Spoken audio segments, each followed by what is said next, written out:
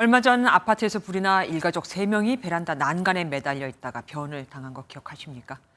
불이 현관 앞까지 덮쳐 달리 대피할 곳이 없었던 것으로 보이는데 지은 지 30년이 넘은 이런 아파트엔 스프링클러는커녕 옆집과 통하는 경량 칸막이 같은 피난시설도 아예 없어서 사실 누구에게나 일어날 수 있는 일입니다. 박상호 기자가 보도합니다. 아파트 7층 창문으로 시뻘건 불길과 연기가 뿜어져 나옵니다. 당시 집에 있던 일가족 3명은 불길을 피해 베란다 난간에 매달려 있다가 1층으로 떨어졌습니다.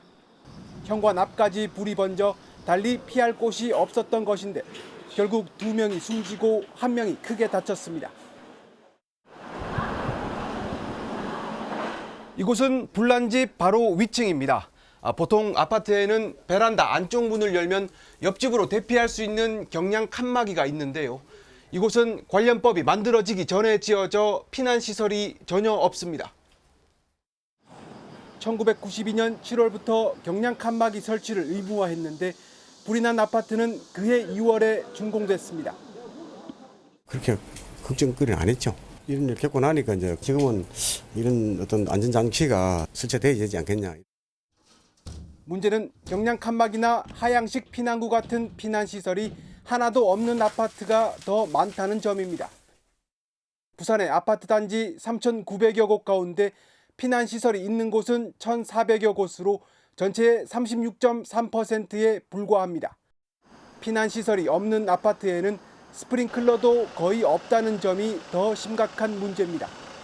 1990년대 지어진 15층 이하 아파트는 스프링클러 설치 의무가 없었는데 건물이 노후화돼 새로 시설을 보강하기도 쉽지 않습니다. 30 이상 된 아파트 같은 경우는 첫째는 각 세대당 소화기를 꼭 비치하고 사용법을 숙지를 하고 완강기 정도는 있으면 좋겠다. 전문가들은 유일한 탈출 통로인 현관 앞에는 가연성 물질을 두지 말고 무엇보다 반복적인 피난 훈련이 필요하다고 강조합니다. MBN 뉴스 박상호입니다. 안녕하세요. 김주하입니다. 공정하고 신속한 MBN 뉴스, 유튜브를 통해서도 만나보실 수 있습니다. 특히 더 많은 뉴스와 라이브를 보고 싶으시다면 오른쪽을 눌러서 구독하시면 됩니다. 어렵지 않죠? 빠르고 정확한 뉴스로 계속 찾아뵙겠습니다. MBN 뉴스를 시청해주신 여러분 고맙습니다.